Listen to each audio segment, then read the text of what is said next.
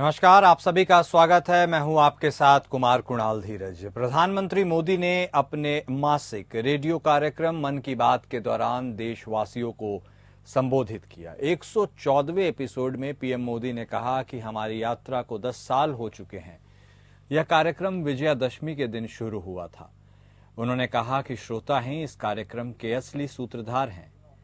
मन की बात के 10 वर्ष पूरे होने पर प्रधानमंत्री मोदी ने कहा, हमारे समाज में सामूहिकता की भावना के साथ जो भी काम हो रहा हो उन्हें मन की बात के द्वारा सम्मान मिलता है। जब मैं मन की बात के लिए आई चिट्ठियों को पढ़ता हूं तो पता चलता है कि हमारे देश में कितने प्रतिभावान लोग हैं, उनमें देश और समाज की सेवा करने का कितना जज्बा है। कितना पवित्र संयोग है कि इस साल 3 अक्टूबर को जब मन की बात के 10 वर्ष पूरे होंगे तब नवरात्रि का पहला दिन होगा। मन की बात की इस लंबी यात्रा के कई ऐसे पड़ाव हैं जिन्हें मैं कभी भूल नहीं सकता। मन की बात के करोड़ों श्रोता हमारी इस यात्रा के ऐसे साथी हैं जिनका मुझे निरंतर सहयोग मिलता रहा। देश के कोने कोने से उन्होंने जानकारियां उपलब्ध कराई। मन की बात के श्रोता ही इस कार्यक्रम के असली सूत्रधार हैं। आमतौर पर एक धारणा ऐसी घर कर गई है कि जब तक चटपटी बातें न हो, नकारात्मक बातें न हो, तब तक उसको ज्यादा तवज्जो नहीं मिलती है कि देश के लोगों में पॉजिटिव जानकारी की कितनी भूख है। पॉजिटिव बातें, प्रेरणा से भर देने वाले उदाहरण, हौसला देने वाली गाथाएं लोगों को बहुत पसंद आती हैं। जैसे एक पक्षी होता है चकोर, जिसके बारे में कहा जाता है कि वो सिर्फ वर्षा की बूंद ही पीता है। मन की बात में हमने देखा कि लोग भी चकोर पक्षी की तरह देश की उपलब्धियों को, लोगों की सामूहिक उपलब्धियों को कितने गर्व से सुनते हैं। मन की बात की 10 वर्ष की यात्रा ने एक ऐसी माला तैयार की है जिसमें हर एपिसोड के साथ नई गाथाएं, नए कीर्तिमान, नए व्यक्तित्व जुड़ जाते हैं। उत्तराखंड के मुख्यमंत्री पुष्कर सिंह धामी ने प्रधानमंत्री नरेंद्र मोदी के मन की बात के 114वें एपिसोड को सुना। प्रधानमंत्री नरेंद्र मोदी ने अपने मासिक रेडियो कार्यक्रम मन की बात के दौरान देशवासियों को संबोधित किया। अपने 114वें एपिसोड में पीएम मोदी ने कहा कि हमारी यात्रा को 10 साल हो चुके हैं। प्रधानमंत्री मोदी के मन की बात के एपिसोड को सुनकर उत्तराखंड के मुख्यमंत्री पुष्कर सिंह धामी ने कहा कि 10 सालों में प्रधानमंत्री नरेंद्र मोदी ने जनता के बीच काफी सकारात्मक संदेश दिया है। उन्होंने कहा कि प्रधानमंत्री नरेंद्र मोदी ने आज भी उत्तराखंड के नाम का जिक्र किया है और उत्तरकाशी में चलाए जा रहे ग्राम में स्वच्छता अभियान को लेकर पीएम मोदी ने लोगों का मनोबल बढ़ाया है।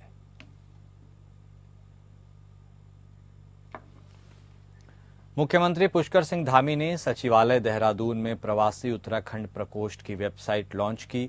प्रवासी उत्तराखंड प्रकोष्ठ की वेबसाइट आईटीडीए के माध्यम से तैयार की गई है। वेबसाइट के माध्यम से प्रवासियों को राज्य सरकार की विभिन्न नीतियों, कार्यक्रमों एवं गतिविधियों की जानकारी प्रदान की जाएगी। मुख्यमंत्री ने अधिकारियों को निर्देश दिए हैं कि 7 नवंबर 2024 को प्रस्तावित प्रवासी उत्तराखंड दिवस के अवसर पर देहरादून में देश के विभिन्न प्रदेशों में रह रहे प्रवासियों को आमंत्रित कर भव्य सम्मेलन आयोजित किया जाए। उन्होंने कहा कि अपनी मातृभूमि से सबका जुड़ाव होता है। राज्य सरकार का प्रयास है कि उत्तराखंड के प्रवासियों का राज्य के विकास के लिए सहयोग लिया जाए और उनको अपनी मातृभूमि से जुड़ाव के लिए उन्हें हर संभव सहयोग किया जाए।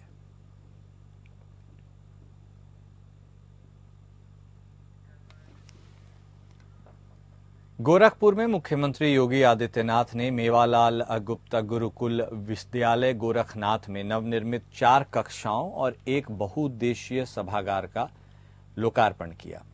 गोरखपुर विकास प्राधिकरण द्वारा सीएसआर फंड से लगभग 1 करोड़ रुपए की लागत से यह निर्माण कार्य कराया गया है।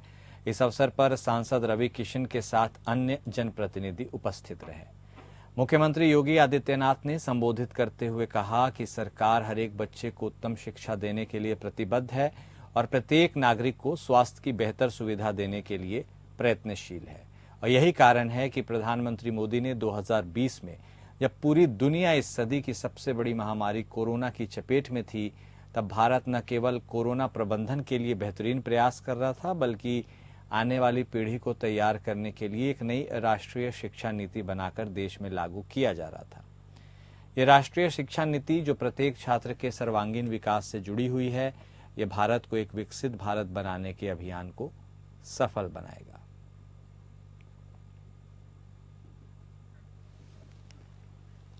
मुख्यमंत्री विष्णुदेव साय एवं केंद्रीय जल शक्ति मंत्री सी.आर. पाटिल राजनांदगांव विकासखंड के ग्राम बरगा में स्वच्छता ही सेवा कार्यक्रम में शामिल हुए। इस दौरान विधानसभा अध्यक्ष डॉक्टर रमन सिंह, उप मुख्यमंत्री विजय शर्मा, सांसद संतोष पांडे विशेष रूप से वहां उपस्थित थे। इस अवसर पर 32,07,60,000 रुपए की लागत वाले 35 कार्यों का भूमि पूजन और लोकार्पण किया गया। इस अवसर पर शासन की विभिन्न योजनाओं से लाभान्वित होने वाले हितग्राहियों को सामग्री वितरित की गई। मुख्यमंत्री विष्णुदेव साय ने अपने उद्बोधन में कहा कि पूरे देश में स्वच्छता ही सेवा पखवाड़ा मनाया जा रहा है।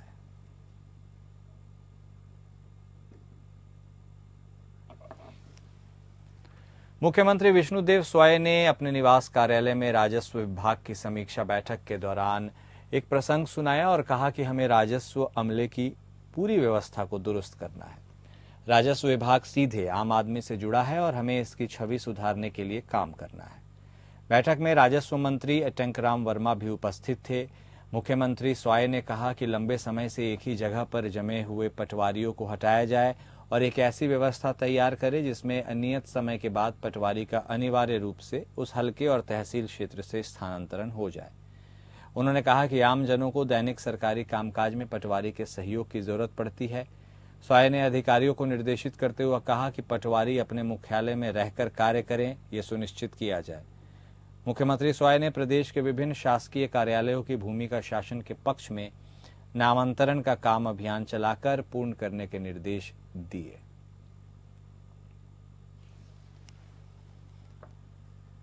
हरियाणा में 5 अक्टूबर को मतदान होने वाला है। मतदान के पूर्व कांग्रेस और भारतीय जनता पार्टी ने पूरी ताकत झोंक दी है। पूरे देश के बड़े नेताओं को प्रचार में हरियाणा में बुलाया जा रहा है। छत्तीसगढ़ के पूर्व मुख्यमंत्री भूपेश सिंह बघेल, जो कांग्रेस के बड़े नेता के रूप में जाने जाते हैं, उन्होंने भी विधानसभा चुनाव के लिए हरियाणा में प्रचार किया। वापस लौटने पर पत्रकारों से बातचीत करते हुए बीजेपी को आड़े हाथों लेते हुए कहा कि बदलाव की यह जो बयार है, 5 तारीख को जो मतदान होने वाला है उसमें जनता भारतीय जनता पार्टी के खिलाफ मतदान करेगी। मैं इसलिए कह रहा हूं कि अग्निवीर नियुक्ति में जो भ्रष्टाचार व्याप्त है और 10 साल की सरकार है, लेकिन अफसरशाही बेलगाम है। कानून व्यवस्था और ऐसे कई मुद्दे हैं जिससे जनता परेशान है और वह परिवर्तन चाह रही है। इसके साथ ही उन्होंने कहा कि अब परिवर्तन देखने को मिलेगा।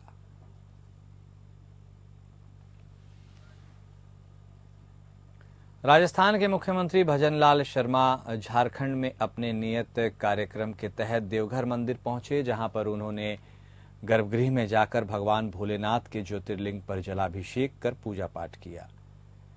मंदिर आने से पहले मंदिर प्रबंधन की तरफ से सुरक्षा के काफी इंतजाम किए गए थे। जब तक मुख्यमंत्री मंदिर परिसर में मौजूद रहे, तब तक आम लोगों के प्रवेश पर रोक लगा दी गई थी। मंदिर परिसर में भजनलाल शर्मा को देखकर श्रद्धालुओं ने जय जय राजस्थान के नारे लगाए। जय जय राजस्थान का नारा सुनने के बाद मुख्यमंत्री ने रुककर लोगों का अभिवादन किया।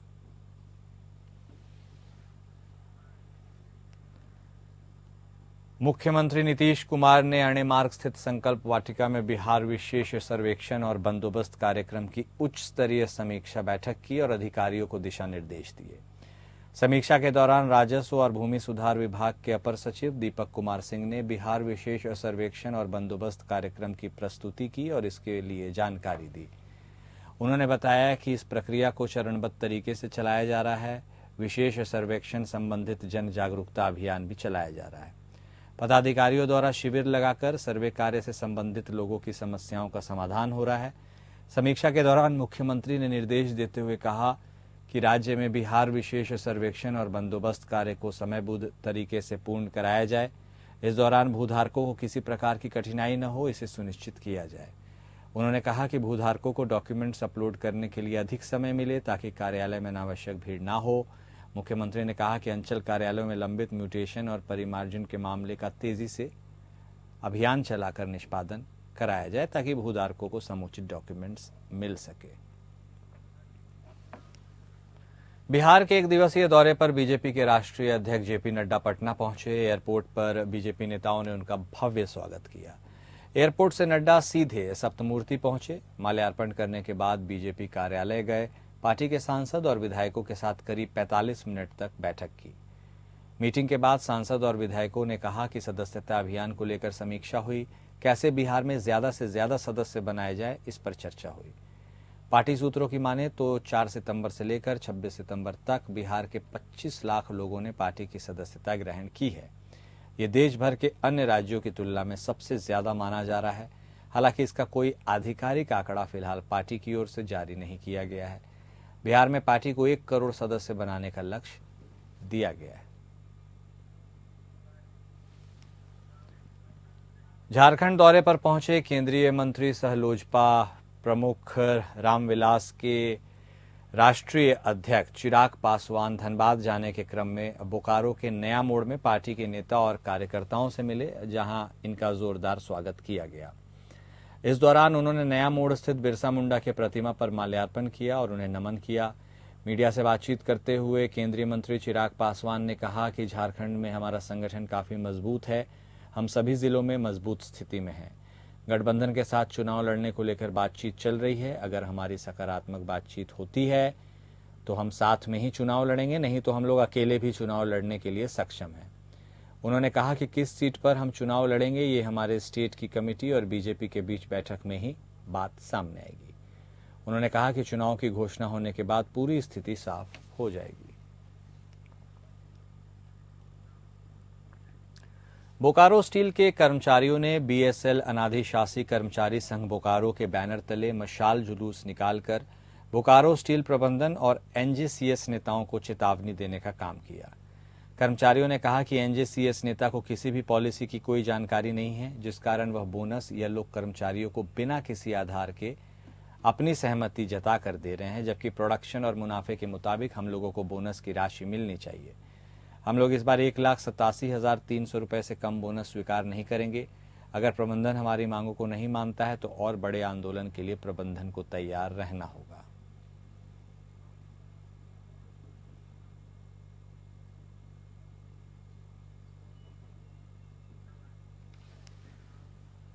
Indian society of perinatology and reproductive biology, Bokaro ecology and women hospital and fertility research centre Patna और Indogyne and fertility training centre के संयुक्त तत्वाधान में चास के नीलम हॉस्पिटल और रिसर्च सेंटर में लाइव एंडोस्कोपी वर्कशॉप 2024 का आयोजन किया गया।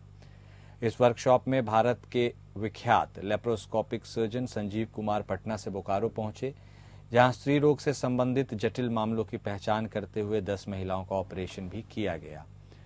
इस दौरान लाइव सेशन के जरिए बोकारो और धनबाद से आई महिला चिकित्सकों को उन्होंने कई जानकारी दी। डॉक्टर संजीव कुमार के द्वारा ऐसी महिलाएं जो निसंतान थी, उनके ब्लॉक ट्यूब को खोलने का भी काम किया गया। डॉक्टर संजीव कुमार ने कहा कि नई पद्धति मरीज के लिए वरदान है, क्योंकि इसमें खर्च कम आता है और मरीज शारीरिक रूप से भी कमजोर नहीं होते। उन्होंने कहा कि वैसी महिलाएं जिनको संतान नहीं हो रही हैं, उसको इस पद्धति से काफी लाभ मिला है। मोबाइल का नशा छोड़ो और मैदान की ओर चलो स्लोगन के साथ बोकारो में 5 अक्टूबर को एंजुला सिंह आर्चरी सेंटर बोकारो की ओर से भारत के पूर्व अंतर्राष्ट्रीय महान खिलाड़ियों का एक प्रदर्शनी फुटबॉल मैच आयोजित किया जा रहा है। इस प्रदर्शनी फुटबॉल मैच में भारतीय फुटबॉल के जाने माने पूर्व खिलाड़ी बैचुंग भूटिया, हॉकी के जादूगर धनराज पिल्लई मुख्य रूप से शामिल होंगे।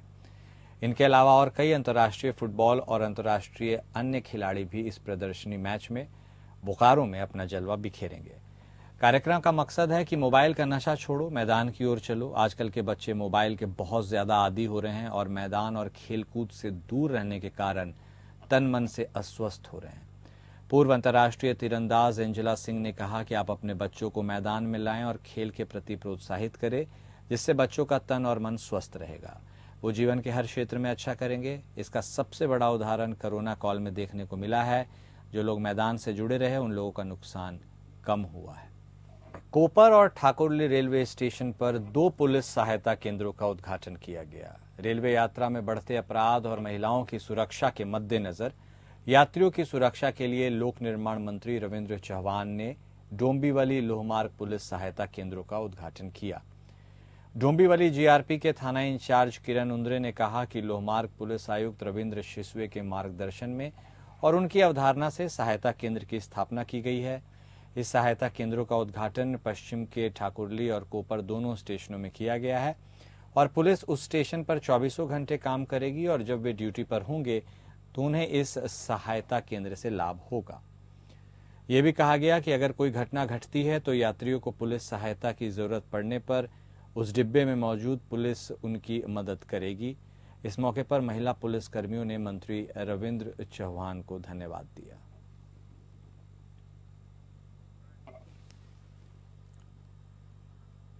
उत्तर प्रदेश में साल 2024 में फरवरी में राज्यसभा चुनाव के दौरान कथित तौर पर भारतीय जनता पार्टी के प्रत्याशी को मतदान करने वाले अमेठी की गौरीगंज से समाजवादी पार्टी के विधायक राकेश प्रताप सिंह एक बार फिर अपने बयान को लेकर सुर्खियों में है।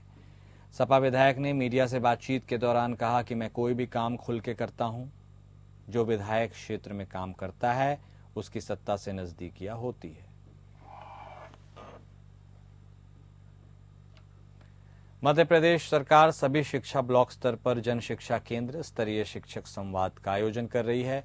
इसके माध्यम से सहजकर्ता मार्गदर्शिका के माध्यम से माध्यमिक शिक्षकों के समूह से मध्य प्रदेश के स्कूल शिक्षा विभाग का उद्देश्य ये है कि शिक्षक प्रोफेशनल डेवलपमेंट को बढ़ावा दें। इसके लिए कम टीपीडी और मिशन अंकुर के तहत जन शिक्षा केंद्र स्तर पर शैक्षिक संवाद आयोजित कर इसे बढ़ाने का काम किया जा रहा है और यह भी प्रस्तावित है, जिसमें कक्षा 1 से 8 तक के शिक्षक एक पीयर लर्निंग कम्युनिटी का हिस्सा बनकर अपने अनुभव एक दूसरों से साझा कर सकते हैं और एक दूसरों से सीखते हुए मौजूदा स्कूल में छात्रों के विकास में सुधार करना इस संवाद का उद्देश्य है।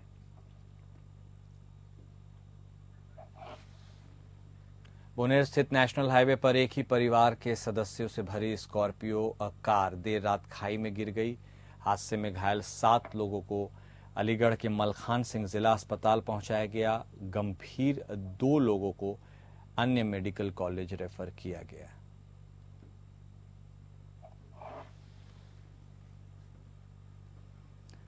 भागलपुर में चल रहे अवैध नशीली पदार्थ को लेकर पुलिस ने एक बड़ी कार्रवाई करते हुए एक गिरोह का पर्दाफाश किया है। नशे का कारोबार करने वाले पति पत्नी को गिरफ्तार किया गया है।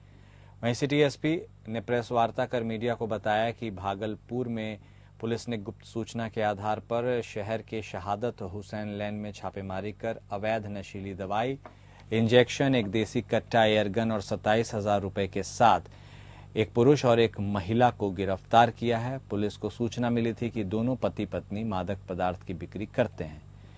इसके बाद एसएचओ रीता कुमारी ने इजहार आलम नामक व्यक्ति के घर में छापेमारी कर उन्हें और उनकी पत्नी को गिरफ्तार किया। नशीली दवाई कहां से खरीदी जाती थी, कहां खपाई जाती थी, पुलिस इसकी पड़ताल कर रही है। खबर उत्तर प्रदेश के जनपद अमरोहा से है। अमरोहा के थाना बशरायु क्षेत्र के गांव कुआंखेड़ा के रहने वाले नाजिम बीती रात से गायब था।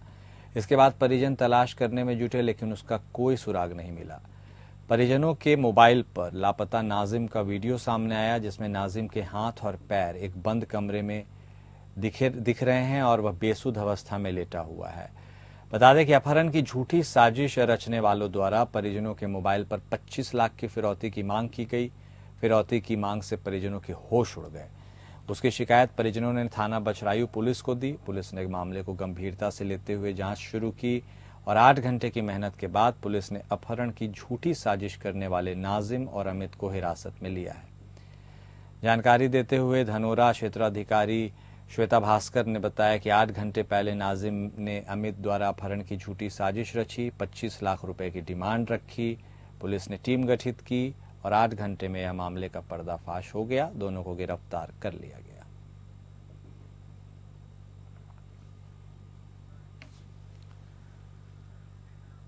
यूपी के हमीरपुर जिले में घर के बाहर खेल रही 2 साल की मासूम से पड़ोसी ने दुष्कर्म किया। घटना के वक्त मासूम की मां और परिवार के लोग फसल कटाई के लिए खेतों में गए थे। 5 वर्ष के भाई को दुकान चॉकलेट लाने के लिए भेजा गया। इसी बीच आरोपी ने मासूम को अंदर अपने कमरे में ले जाकर उसके साथ हैवानियत की। उसकी मां जब खेत से वापस घर लौटी तो बच्ची को खून से लथपथ अवस्था में पाकर उसके होश उड़ गए। सूचना पुलिस को दी गई। पुलिस ने रेप और पॉक्सो एक्ट के तहत तत्काल मुकदमा दर्ज करते हुए बच्ची को मेडिकल के लिए भेजा है। आरोपी की गिरफ्तारी भी कर ली गई है। मामला जलालपुर थाना क्षेत्र का है। और फिलहाल इस बुलेटिन में इतना ही। नमस्कार।